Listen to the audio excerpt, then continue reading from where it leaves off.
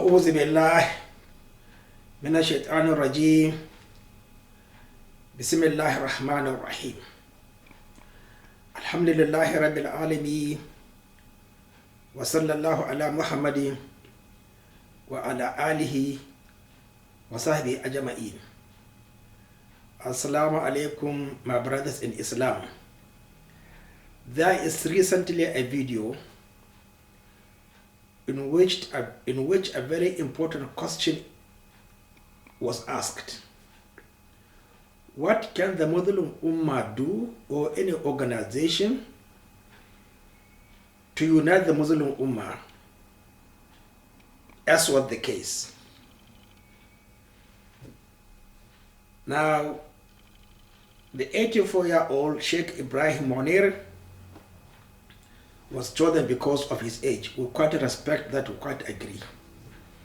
I am 75 years old, so I can be his deputy. But am I qualified? Yes, I'm qualified. But who will listen to me and agree with my own version of what the Muslim ought to do to unite globally? Simple, short, precise, incisive, as characterized by the khutbah of Rasulullah sallallahu alaihi wasallam. He came not to hide, but to display and expose the reality. He told us, or it is written, that he left this message to us, that the first 34 years of Hijrah has its historical perspectives, proofs, evidences, needs and wants. Anybody who abides, live according to its way of life, he will maintain that status quo and flourish as those who lived in that period flourished. Then he said, if you again behave what happened 35th year of Hijrah, you will face the same consequences. And also in the 36th year of Hijrah, or 35, 36, 37. It depends upon your historical emphasis. So, Sheikh Ibrahim Munir did not specify that we have to go back and live according to 34 years or 35 years after Hijrah. The knowledge was there. But what was the criteria of that stability, peace, magnanimity, prosperity, love, and the conquests? In defense, not for the sake of expansion and the territorial gains and other materials. What is the practical evidence? What was the choice?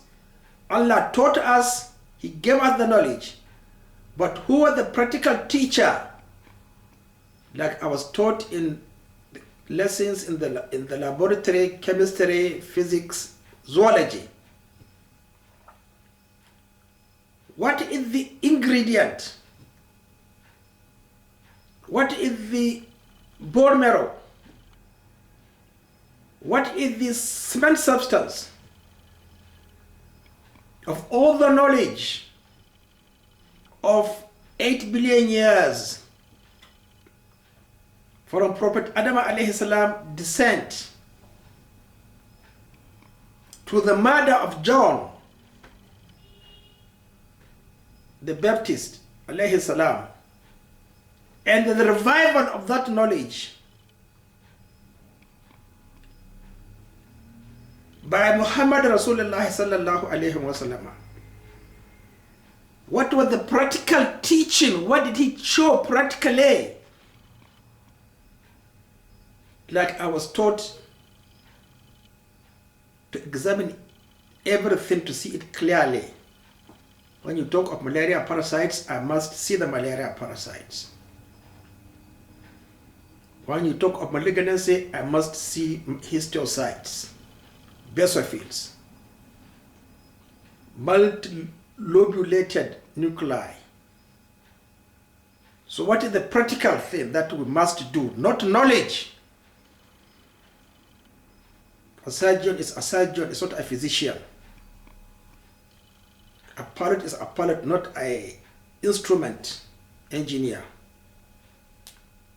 Not air traffic controller. My brothers, you will, Muslims, I'm sorry for you, you will never go back to that period of 34 years after Hijrah because you do not establish the obligatory prayers according to the Sunnah of Rasulullah sallallahu alayhi wa sallam. The practical component of choosing a Khalifa. Why was Abu Bakr chosen? Was there among the companions, the Sahabas in Medina, who led Prophet Muhammad sallallahu alayhi wa sallam in that Zuhur prayer? Nobody else. My brothers in Europe, you cannot do anything in Europe. Go back to your country and establish the caliphate if you can by establishing the prayer.